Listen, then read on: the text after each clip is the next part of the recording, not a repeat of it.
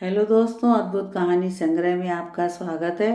आज की हमारी कहानी है पछतावा। यशोदा खाना बनाते हुए अपनी बेटी आनंदी से बात कर रही थी कि तभी उनका बेटा आनंद उनसे बोला, मम्मी अभी खाना बना नहीं क्या? मुझे ऑफिस के लिए देर हो रही। कितनी बार बोला मैंने आपसे कि पहले हमारा नाश्ता और लंच तैयार कर दिया करो, उसके बाद ही फ़ोन पर किसी से बात किया करो।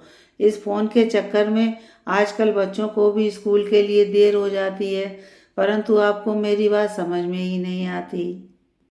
बेटे की बात सुनकर यशोदा झट से फ़ोन काटकर आनंद के लिए जल्दी से नाश्ता लगाने लगी, तो अचानक उनके हाथ से प्लेट छूटकर नीचे गिर गई थी। यह देखकर उनकी बहू सुधा उससे बोली, सासू माँ, कोई काम तो ढंग से कर लिया करो। जब से पापा ने आपको फ़ोन लाकर दिया है, आप तो आदत खराब हो गई है। जब देखो आप फ़ोन पर कभी बातें करती तो कभी भजन सुनती रहती हो। पहले आप हर काम समय से पहले कर दिया करती थी, लेकिन अब आप कोई काम ढंग से नहीं करती। अब देखो आपने प्लेट नीचे गिरा दी।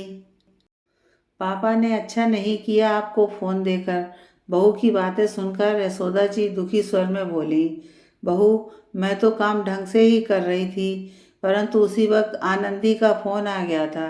वह मुझसे सबका हाल चाल पूछ रही थी। मैं तो खाना बनाते वक्त फ़ोन का इस्तेमाल करना ही नहीं चाहती, परंतु जब किसी का फ़ोन आ जाए तो सुनना ही पड़ता है। मैंने प्लेट जानबूझकर थोड़ी ना गिराई थी, वह तो हड़बड़ी में अचानक मेरे हाथों से छूटकर गिर गई। क्या करूं, बुढ़ापे के कारण अब मुझसे जल्दी से कोई काम नहीं होता। नहीं तो मैं पहले हर काम पूरी जिम्मेदारी से करती थी। तुम्हारे उठने से पहले ही तुम्हारे पापा, आनंद और दोनों बच्चों सबका नाश्ता और लंच तैयार कर देती थी। ये सुनकर सुधा गुस्से में बोली, आप दिन भर करती क्या हैं? बस नाश्ता खाना ही तो बनाती हैं।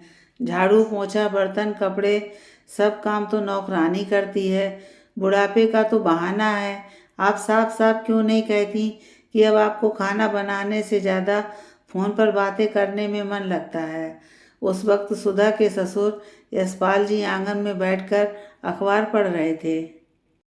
जब उन्होंने सुधा की बात सुनी तो वे सुधा से बोले, बहू, तुम्हारी सास को काम से आज़ादी कब मिलेगी?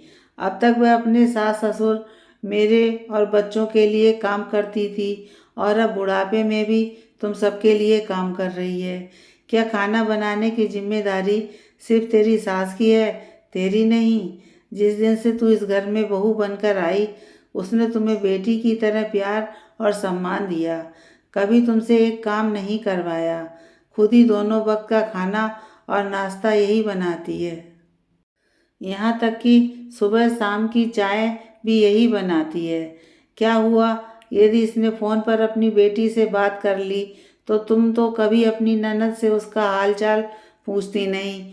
बस सारा दिन फ़ोन पर कभी अपनी मम्मी तो कभी अपनी भाभी से बातें करती रहती हो। बहू, जैसा व्यवहार तुम अपनी सास और ननद के साथ कर रही हो, एक दिन वैसा तुम्हारे साथ भी होगा। क्योंकि कल मैंने तुम्हारे बच्चों के मुख से सुना था, जब ये उन्हें नाश्ता करवा रही थी, तभी दोनों अपनी दादी से कह रहे थे, अम्मा, न जाने कैसा ज़माना आ गया है। आप खाना बना रही हैं और मम्मी सो रही हैं। देखना, जब मम्मी बूढ़ी हो जाएंगी तब हम भी उनसे ऐसे ही काम कराएंगे। तब उन्हें पता चलेगा जब बुढ़ापे में काम करते हैं तो कैसा लगता है। बहू, सास के प्यार का गलत फ़ायदा मत उठा। यदि तेरी मम्मी और भाभी तुझसे फ़ोन पर तेरा हाल चाल ना पूछेंगी तो तुझे कैसा लगेगा? यदि तू फ़ोन करके अपनी ननद से उसका हाल चाल पूछती तो आज मैं इसे अलग से फ़ोन लाकर नहीं देता। ससुर की बातें सुनकर सुधा शर्मिंदा हो गई थी, क्योंकि उसकी मम्मी और भाभी किसी दिन उससे फ़ोन पर बात करना भूल जाती तो वह उनसे बेहद गुस्सा हो जाती थी। इसलिए वह दोनों रोज़ाना उसके पास दिन में कई कई बार बात करती थी, जिससे वह कोई काम करने की बजाय दिन भर उनसे बातें करती रहती थी।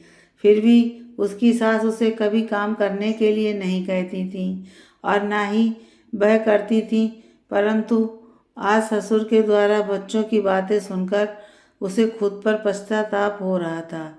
वह हाथ जोड़कर अपनी सास से बोली, मम्मी जी मुझे माफ़ कर दो। आज के बाद आप आराम करेंगी। नाश्ता और खाना अब मैं ही बनाया करूँगी। आप दीदी से जितना मर्जी बातें करना, मुझे कोई ऐतराज़ ना होगा।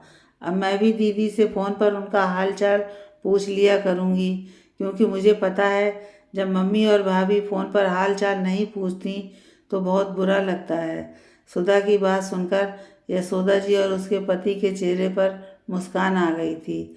फ़ोन के माध्यम से ही सही, उनकी बहू को अपनी गलती का एहसास तो हो गया था।